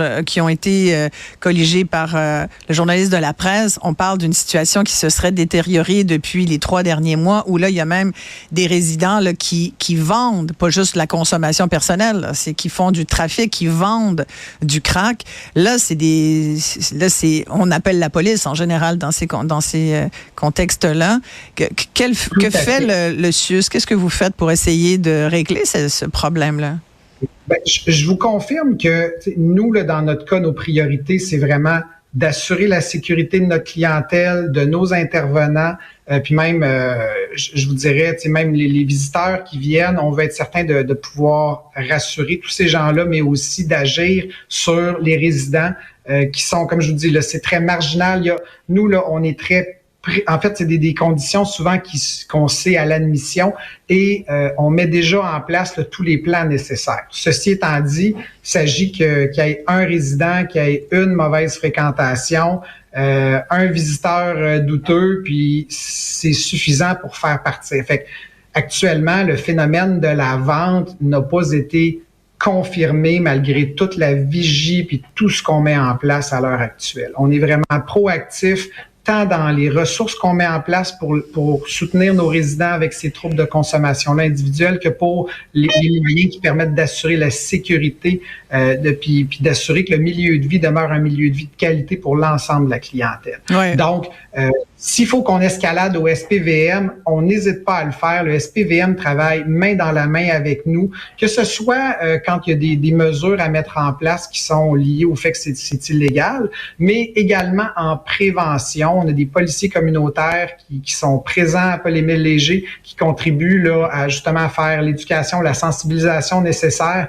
en plus là, des ressources qui sont présentes pour justement superviser les endroits où il pourrait y avoir un petit peu plus d'échanges, en tout cas selon les préoccupations là, qui nous ont été rapportées, puis pour lesquelles on est en vigie en continu depuis les dernières semaines. Oui, puis il y a eu des interventions, je pense, de la part du SPVM là, chez vous. Définitivement, je vous le confirme, c'est vraiment des partenaires là, de premier ordre dans ce défi-là, comme je disais, là, qui est de pouvoir gérer cette cohabitation-là, puis en même temps de s'assurer que l'ensemble de la clientèle est en sécurité dans nos centres d'hébergement. Parce qu'il y a un enjeu avec le crack, il y a quand même... Bon, on se l'injecte aussi à travers une seringue, donc il y a possibilité, il y a un enjeu de santé publique ici, il y a des risques de contamination, il y a des risques importants là, pour la santé des résidents et de ceux qui vivent aussi dans le quartier.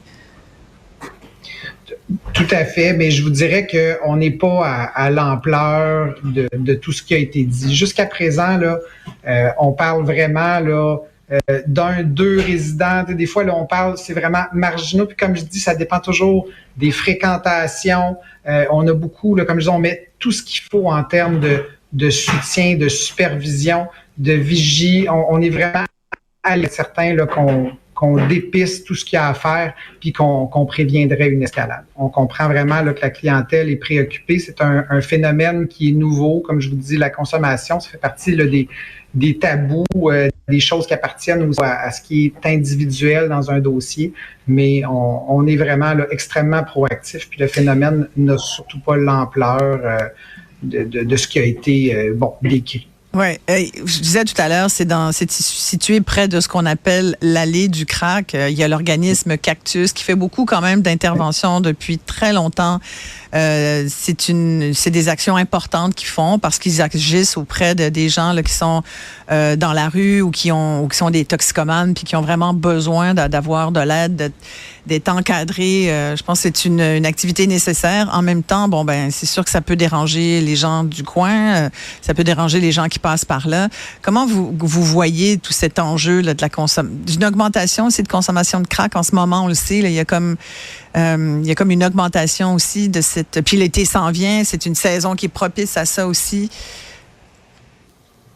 C'est sûr que tout ce qui touche la santé publique, je veux dire, nos centres d'hébergement sont un échantillon de phénomènes urbains. Donc, clairement, là, on parle de Paul-Émile-Léger, mais je veux dire, notre réseau de la santé montréalais pourrait être un échantillon, que vous soyez dans une salle d'urgence, un centre de réadaptation, un centre d'hébergement. Ça fait partie, comme je dis, des conditions associées qui peuvent venir avec la clientèle qui est montréalaise dans le contexte où, justement, je pense que ça a été documenté beaucoup dans les journaux, les médias ces derniers mois, là, tout ce qui touchait, opioïdes, crack et autres.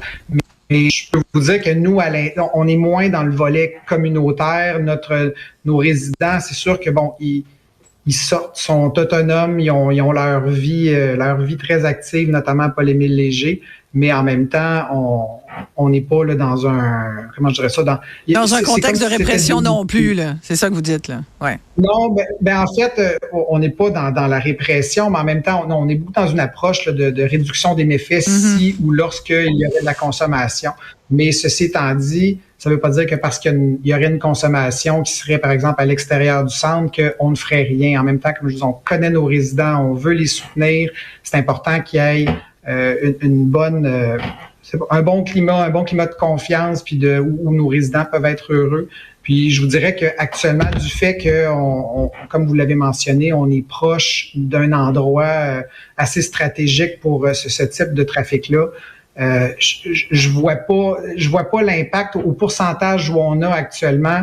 Si j'avais un résident consommateur puis que Paul-Émile-Léger était situé à un autre endroit, ce n'est pas dit que le résident n'aurait pas accès à ces drogues, par exemple. D'accord. Donc, il ne faut pas nécessairement faire une association que la proximité entraîne ça.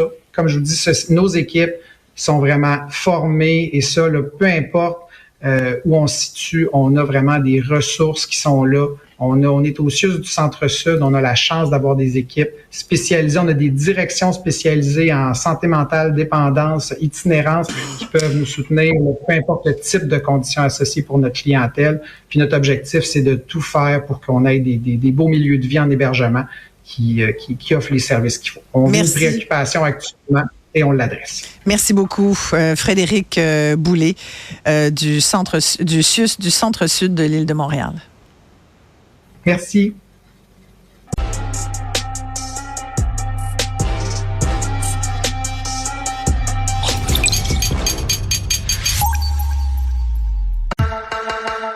Le problème n'est pas là.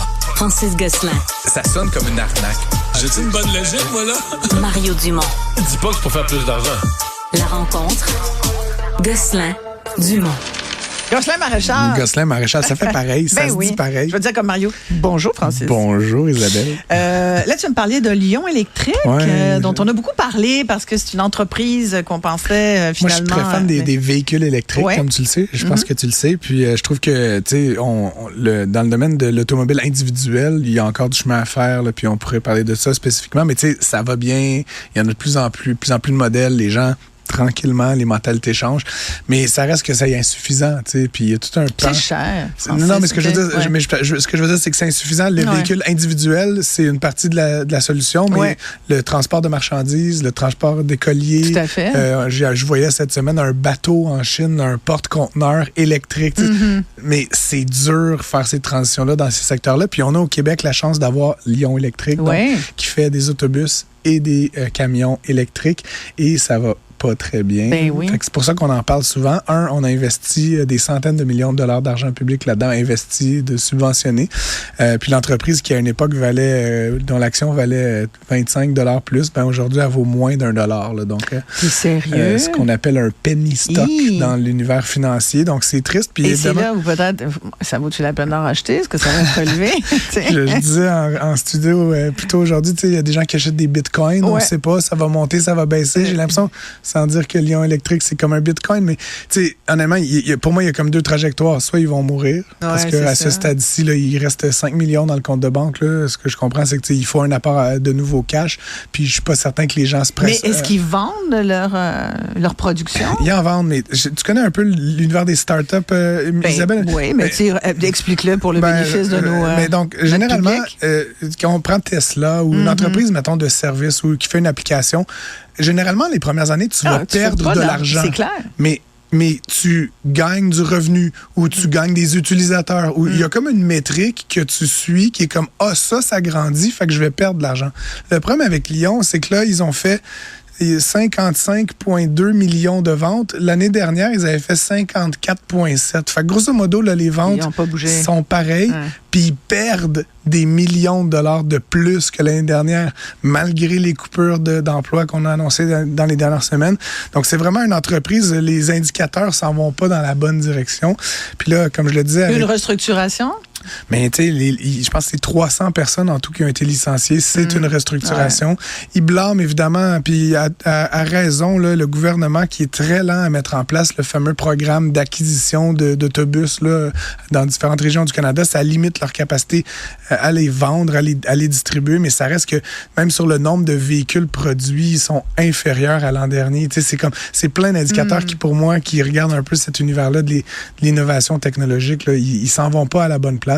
Donc là, possiblement que l'entreprise va devoir être sauvée là, par un autre acteur, là, peut-être, je ne sais pas lequel, mais éventuellement, à la valorisation boursière qu'ils ont maintenant, ce serait facile pour un acteur majeur de venir les acheter. C'est 200 millions de dollars, là, ce qui, pour toi et moi, est beaucoup d'argent, mais dans l'univers des grands manufacturiers, GM, là, 200 millions, c'est après la virgule. Fait que, ultimement, n'importe quel grand acteur automobile pourrait venir mettre la main là-dessus, puis peut-être éventuellement investir davantage. Oui, c'est intéressant quand même. Le produit reste fabuleux. Oui, c'est juste qu'ils ont de la misère à le sortir, malheureusement. Puis bon, mais tu parlais de l'univers des startups, c'est difficile. Puis tu sais que je suis l'instigateur des fail camps au Québec.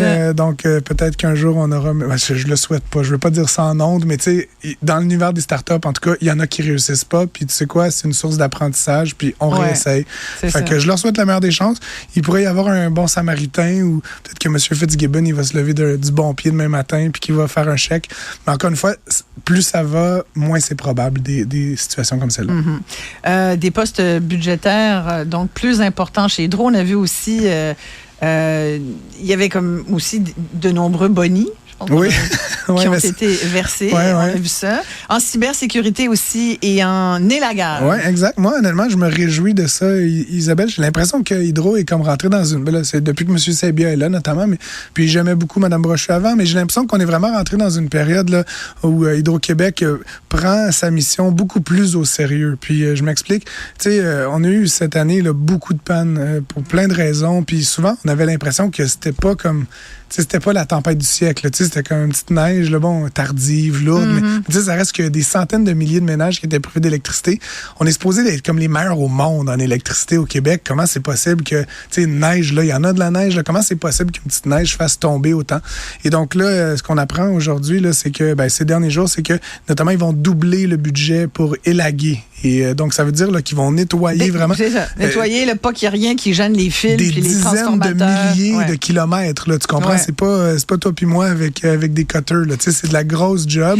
Non, ça c'est sûr. On parle de millions de dollars là, qui vont être investis. C'est une vraie job. Puis pour moi, à la fin, tu as raison. Il y a de la bonification qui était-elle justifiée ou pas. C'est sûr que ça va faire baisser l'argent qui va être remis à l'État québécois aussi. Ça, M.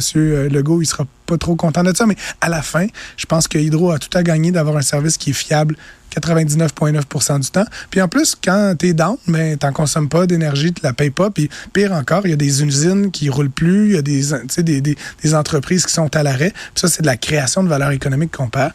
La même chose du côté de la cybersécurité. Là, il y a eu une panne, j'avais même pas eu conscience de ça, mais à un moment donné, le site web et l'application de Hydro-Québec avaient été interrompus par une attaque informatique.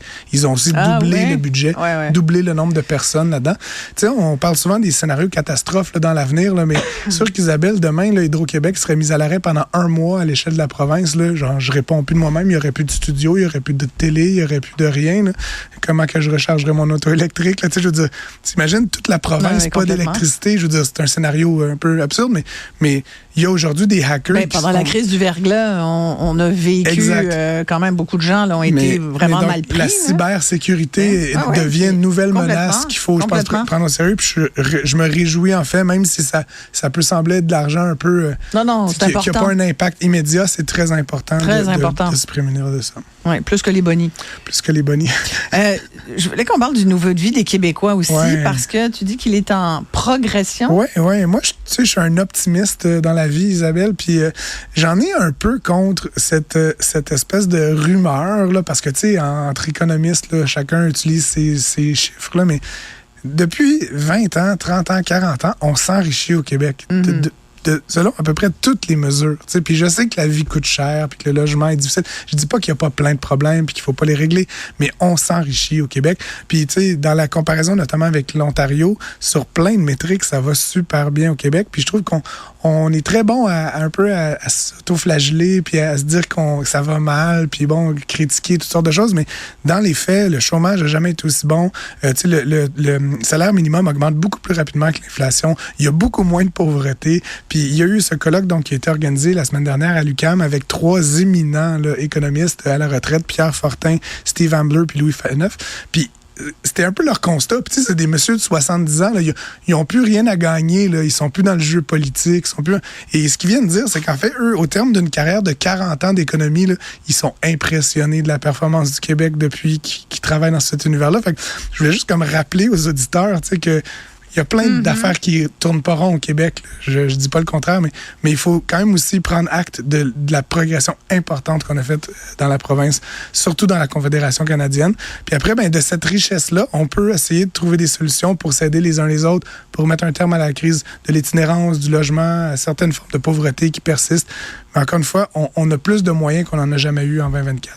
C'est sûr, mais il y a des souches dans les classes moyennes, entre autres. Par exemple, la classe moyenne inférieure, qui s'en mieux pas. Là. Ça, c'est documenté. Là. Ouais, tu vas appeler François Delorme de l'Université de Sherbrooke qui a documenté notamment beaucoup ça. Ouais. Et j'ai fait un documentaire là-dessus, puis je pense que les chiffres, on les a pas trafiqués. C'est bel et bien ça. Puis il y a effectivement une catégorie, puis en même temps, puis je me souviens de ce que Bernard Landry m'avait dit à l'époque dans une entrevue. Pour lui, un riche Québécois, c'était 75 000 et plus. Fait que c'est sûr que de ce point de vue-là, tu peux dire, ben oui, on est drôlement plus riche qu'on était.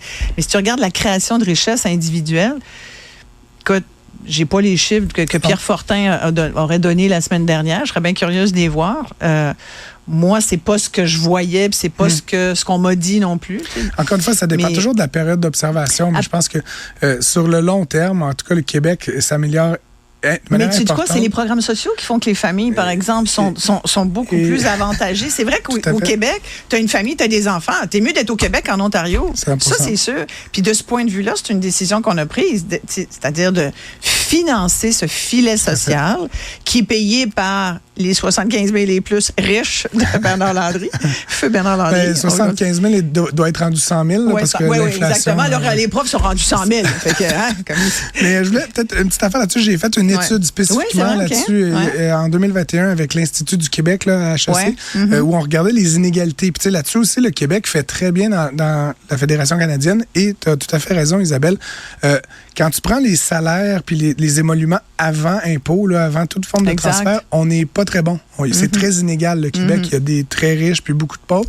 Mais quand tu rajoutes la strate, les transferts, les paiements, les affaires pour les personnes âgées, les garderies... il y a beaucoup de crédits d'impôt, finalement. Et au final, après donc intervention de l'État, le Québec est la province, en fait, une des deux provinces les plus égalitaires de toutes. Et donc, évidemment, au détriment de beaucoup d'impôts. C'est exactement. C'est pour ça que, quand on dit à peu près 40-42% des Québécois qui ne payent pas d'impôts, c'est pas parce que 40% de gens qui sont démunis et qui ne font pas assez d'argent. C'est qu'une fois qu'on a... Ils en ont reçu plus qu'ils en ont donné. C'est ça. Alors, mais Marc, tant mieux. J'espère que certains arrivent à se créer de la richesse. C'est ce que François Legault nous dit souvent. Comment créer de la richesse? Il a fait un peu cette obsession. Il se compare beaucoup à l'Ontario. Tout à fait. Puis, c'est pas mauvais, la création de richesse comme outil pour tant mieux dans la vie. La conclusion un peu pessimiste peut-être de tout ça, là, si je peux me prendre un instant, mais c'est qu'en fait, pour créer de la richesse, comme tu l'évoques, puis ce qui va être porteur de cet enrichissement, dans 40 ans, là, si on prend encore le temps long, c'est qu'il faut investir beaucoup plus en recherche, investir beaucoup plus en innovation. Puis ça, le Québec, malheureusement, fait pas très bien ça. Donc, on a fait un gros bond en avant depuis 40 ans. Mais si on veut s'assurer de continuer sur cette lancée-là dans les 40 prochaines, il va falloir très rapidement se remettre à investir.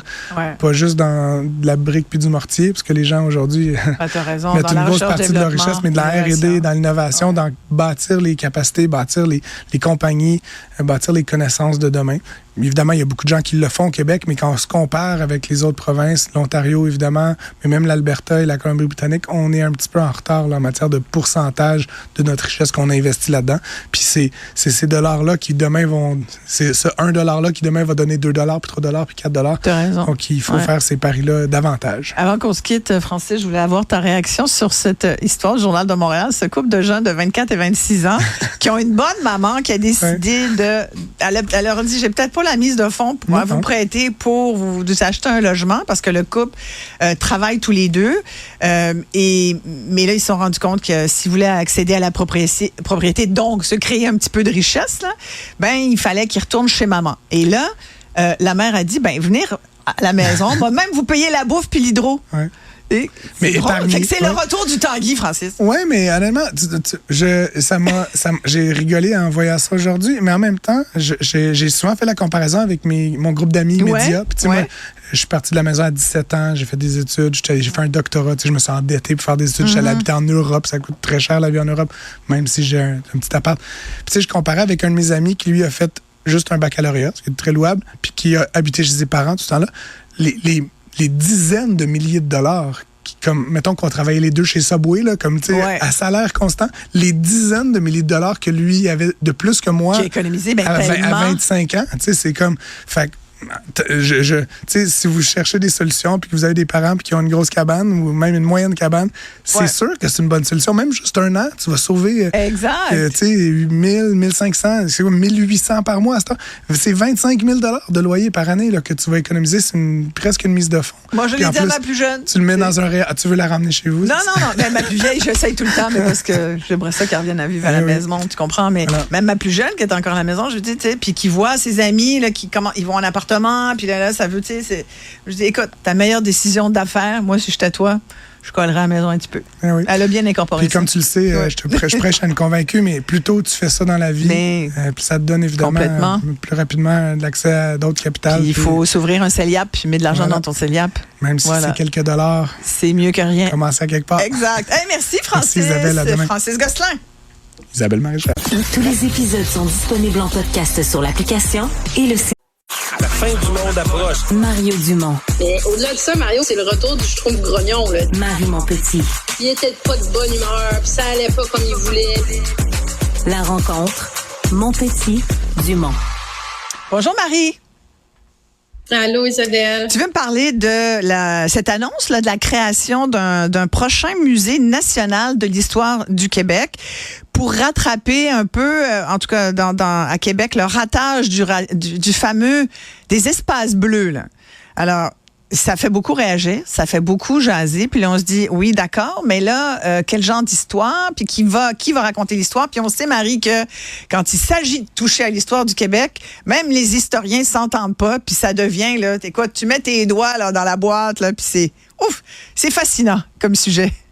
Ben, écoute, tu l'as bien mentionné, hein, c'est le Musée national d'histoire du Québec. Puis là, dans les derniers jours, on a un premier ministre du Québec, François Legault, accompagné de ses ministres, puis je vais le préciser, qui lui a décidé soit de revisiter l'histoire du Québec, soit de revoir le nom du musée, parce que là, écoute, il s'est fait poser la question dans le fond si les Premières Nations, si ça allait faire partie vraiment d'un musée sur l'histoire du Québec. Et là, finalement, c'est devenu plutôt un musée sur la nation québécoise. On parle de Champlain, on parle de Samuel de Champlain. C'est ça. Ça commence à Champlain. Donc, les gens qui étaient là avant, ça fait pas partie de l'histoire du Québec. Ben, en fait, c'est un musée qui va être sur la nation québécoise, pas sur l'histoire du Québec, mais ça va s'appeler quand même un musée sur... Écoute, il s'est empêtré là-dedans de façon faramineuse. Puis là, je me disais, bon, c'est peut-être un lapsus, tu sais, mais non, pas du tout, parce que le ministre de la Culture, je veux dire, c'est quand même lui qui porte le projet, il dit que ça inclut pas les Autochtones.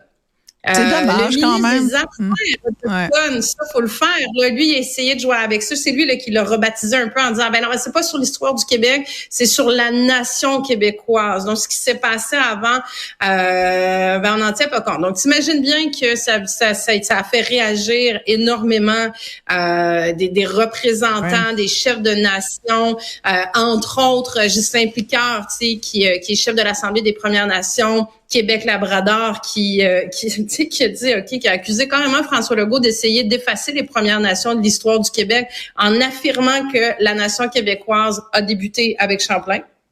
Il dit nous là, on est indissociable de l'histoire de cette terre, puis l'arrivée de Champlain ne définit pas le début de l'histoire du Québec. Mais ils ont raison. Donc avec une déclaration, ils ont raison. Le premier ministre du Québec, il vient de détruire. Ouais, mais François Legault vient de détruire des décennies, puis je pèse mes mots, Isabelle, là, des décennies de main tendue envers les Premières Nations. C'est tellement fragile, cette relation-là, depuis des décennies. Et c'est un des enjeux, tu sais, je veux dire, moi, j'ai été au gouvernement, c'est un des enjeux qu'on a toujours dans tous les dossiers, de s'assurer de bien les intégrer dans tous les dossiers transversaux gouvernement. Et là, écoute, avec une déclaration comme ça où ça se passait plutôt bien depuis quelques années, t'imagines la réaction de te faire dire vous faites pas partie de l'histoire du Québec. Et là, ce que ça soulève, parce qu'il y a un des experts, Éric Bédard, qui fait partie justement du comité qui va définir un peu ce qu'il y a là-dessus, qui a affirmé en plus de ça que les communautés autochtones, c'était la préhistoire du Québec. Donc, ça, il s'est corrigé un peu par la suite, mais c'est que ça soulève plein de questions après ça sur c'est pas très inclusif, là, mettons. Ouais. Ben, c'est vraiment pas inclusif. En quelque part, tu es en train de dire que le Québec, c'était un désert avant Cartier puis avant Champlain. Donc, tu sais, moi, ça soulève la question, c'est qui fait pas partie de la nation québécoise, Isabelle? Pourquoi le premier ministre encore trace une ligne entre ceux qui sont québécois puis ceux qui ne sont pas? Puis là, si tu as des ancêtres, là, ça se peut que tu aies des ancêtres qui soient issus des Premières Nations et qui étaient là avant Champlain, ben ça veut dire que quoi, tu fais pas partie de l'histoire du Québec. Tu sais, moi, ça m'a interpellée comme ancienne ministre de la Culture là, qui a travaillé dans ces dossiers-là étroitement, puis j'ai déposé une politique culturelle qui avait un axe là justement sur toute cette question-là, sur comment mettre la culture des Premières Nations de l'avant, puis l'intégrer et tout. Puis là, je me dis, tu sais, un musée comme ça devrait parler, un musée sur l'histoire du Québec, ça devrait parler non seulement des Premières Nations, mais oui, du régime français, Cartier, Champlain, du régime anglais, mais de toute la transformation qu'a connue le Québec avec des vagues d'immigration, les vagues d'immigration irlandaises, écossaises, italiennes, vietnamiennes, haïtiennes. Puis là, c'est comme si on avait un gouvernement qui veut réécrire l'histoire sur des questions de nationalisme, puis on va juste parler de nous, les Québécois. On est fiers d'être Québécois, mais tu sais, on est encore dans une dynamique il y en a qui sont plus Québécois que d'autres. Exactement. Il y en a beaucoup encore qui utilisent le terme de souche. Tu sais, moi, je trouve ça un peu désobligeant. Tu sais, moi, je suis pas de souche, mais je suis québécoise. Hein. Tu sais, je fais partie de la nation québécoise. Hein, tu sais. T'es-tu une de souche, toi? Ben, écoute, ma mère est française, mon père est québécois, donc j'imagine, puis de souche, j'ai une partie de la famille qui est arrivée de l'Écosse, une autre partie de l'Irlande, une autre partie de la France. Le de souche, je te pose la question, Isabelle, il commence où? Exactement. Mais moi, le de souche, là, je te mettrais ça au vidange. Là, c'est quelque chose qui, tu sais, c'est pas inclusif du tout. Là, puis on se souvient à l'époque là, de Pauline Marois, tout, il y avait le nous, là, le nous qui se voulait inclusif.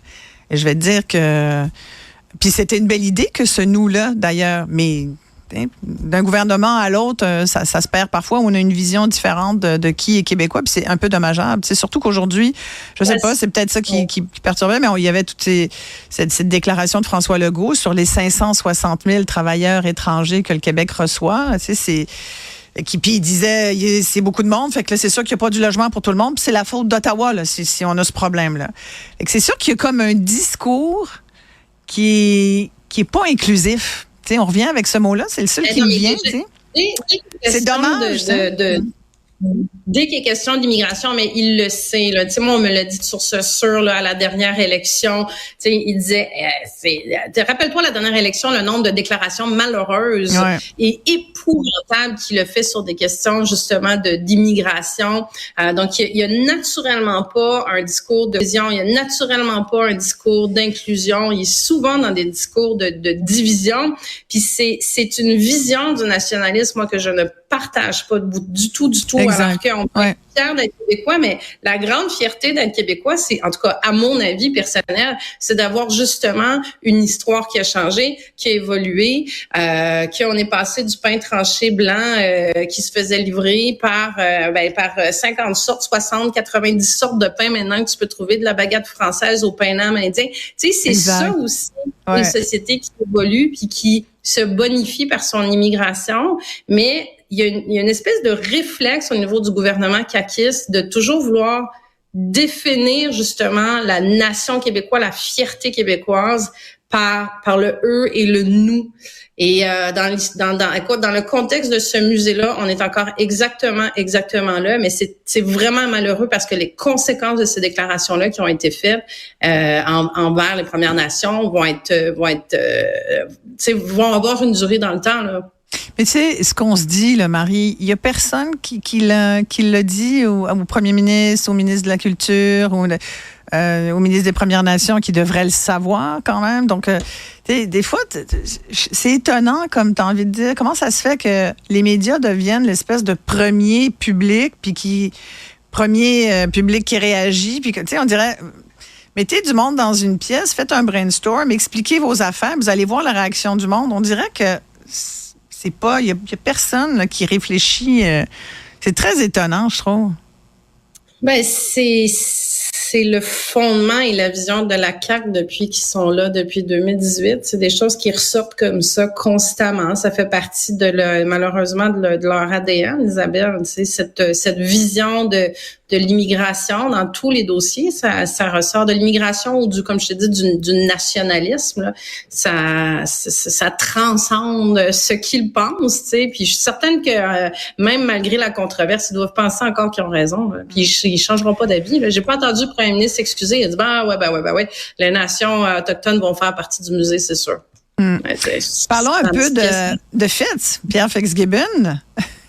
Parce que notre ministre omnipotent, qui est ministre de l'Innovation, de l'Énergie, de la grande région de Montréal, et bref, là, on lui a posé des questions à savoir est-ce qu'il allait finir son mandat? Parce qu'il y a des rumeurs. Bon, alors les rumeurs se sont rendues et les journalistes politiques lui ont demandé finalement. Et sa réponse est intéressante.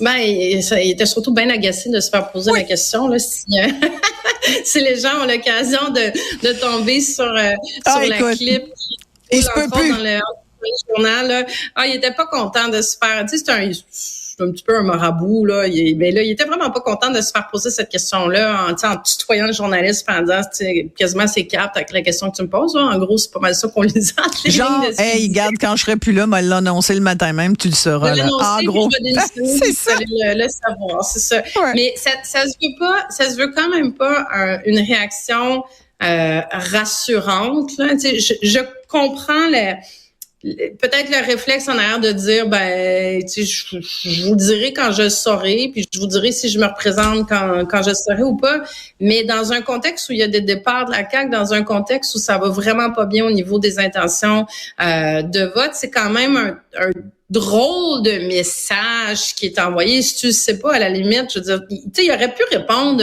j'aime ce que je fais, j'ai des défis devant moi. Vous inquiétez pas, voilà. Ouais. J'aurais pu là tourner en boucle sur les 3 premières lignes en disant on a des défis au niveau. J'ai jamais été autant stimulée par l'électrification, la transition énergétique qu'on est en train de faire avec Québec, puis avec les entreprises qu'on va chercher, puis Nordvolt. Puis tu sais, il aurait pu tout revendre là, ce qu'il est en train de faire sans jamais répondre oui ou non. Là, de dire j'ai des défis sur ma table et j'aime ce que je fais en ce moment. Ouais. Voilà. Ouais. Merci Marie. À demain. De rien, Isabelle. À demain. Sophie Durocher. Elle met en scène les arts, la culture et la société. Une représentation pas comme les autres. Sophie Durocher, tous les jours de semaine dès 15h à Cube.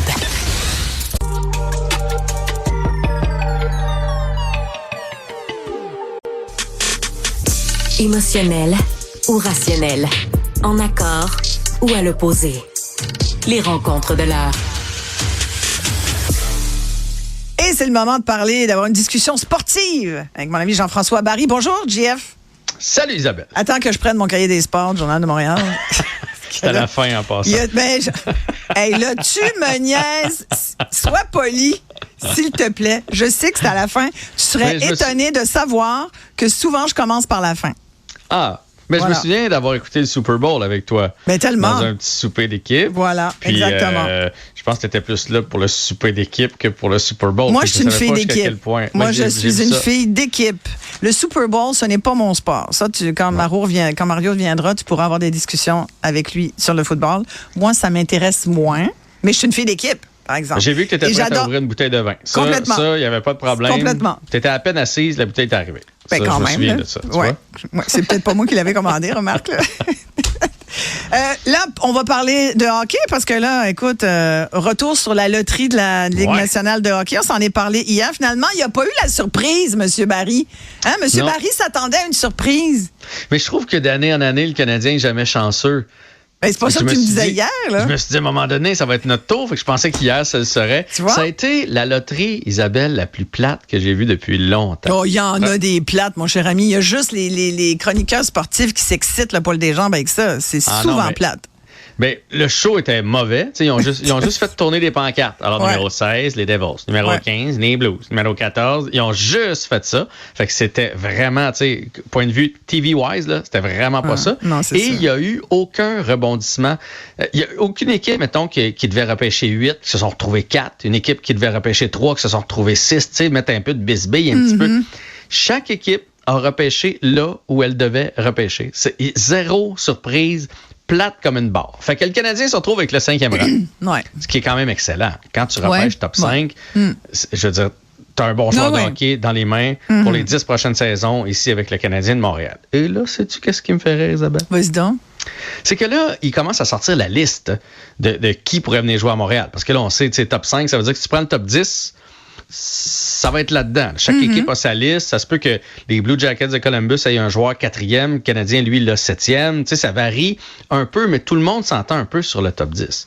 Mais là, partout, les lignes ouvertes, les blogs, les podcasts, monsieur, madame, tout le monde, tout le monde a son idée de qui le Canadien va repêcher. Mais entre toi et moi, là, qui a vraiment regardé jouer Lidstrom? Qui a vraiment regardé jouer Tage Iginla? Qui a vraiment regardé Demidov? Tout le monde a son idée. Personne ne les connaît, c'est ça que tu veux dire, finalement. Là. C'est que t'écoutes un podcast, là, ils te les décrivent, puis là, tu fais « Ouais, devrais prendre Iginla! » Non, mais là, tout le monde est devenu des experts en recrutement. Hey, le gars qui joue en Russie, puis en Finlande, puis en Suède, fais-moi croire que tu as regardé des matchs. Fait que moi, je jouerais pas à ça, Isabelle, parce que je déteste parler à travers mon chapeau. Je les ai pas vus, ces jeunes-là. J'entends des commentaires. Bon, je comprends que le top 10 est à peu près ça, que le 1-2, ça a l'air d'être scellé, là, les 2 meilleurs au repêchage, fait que les autres seront plus là, puis que là, après ça, le Canadien qui veut un attaquant, il y a peut-être 3-4 joueurs de disponibles. Mais de là à m'avancer puis dire, c'est lui. C'est lui que le Canadien doit prendre. C'est le gros joueur de centre que ça nous prend. Moi, je vais pas là. Je l'ai pas vu donner un coup de patin. Mais est-ce qu'il y a des rumeurs? Est-ce qu'il y en a qui effectivement, disent faut que ça soit absolument... À part les fans dont tu parles. Non, mais tu sais, c'est sûr qu'il y en a qui vont avoir raison parce qu'ils donnent une liste de 5-6. Fait que comme je te dis, si tu enlèves les 2 premiers, tu vas tomber dessus. 5-6, ça t'amène à 8 joueurs. Fait que le Canadien va repêcher là-dedans. Fait que oui, Tage Iginla, toi qui as suivi le hockey un peu, Jarome Iginla, ça doit te dire quelque chose quand même. Ça a été un des joueurs. Non, moi, je suis comme toi, je fais pas semblant non plus. OK. Ben écoute, ça a été le capitaine, entre autres, des Flames de Calgary, a connu une carrière exceptionnelle. Son fils arrive dans le draft de cette année. Ça a l'air que c'est un pro jusqu'au bout des ongles. C'est tout faire sur une patinoire. Fait que là, lui, il ferait saliver l'organisation du Canadien. On parle de Demidov qui a des mains magiques. On parle de Ezerman qui serait un prolifique marqueur de but. Fait que je te dirais, là, ça joue grosso modo là-dedans si le Canadien repêche un attaquant parce que comme le Canadien a beaucoup de défenseurs dans ses filiales, parce que dans les dernières années, ça a donné comme ça, on a repêché des défenseurs.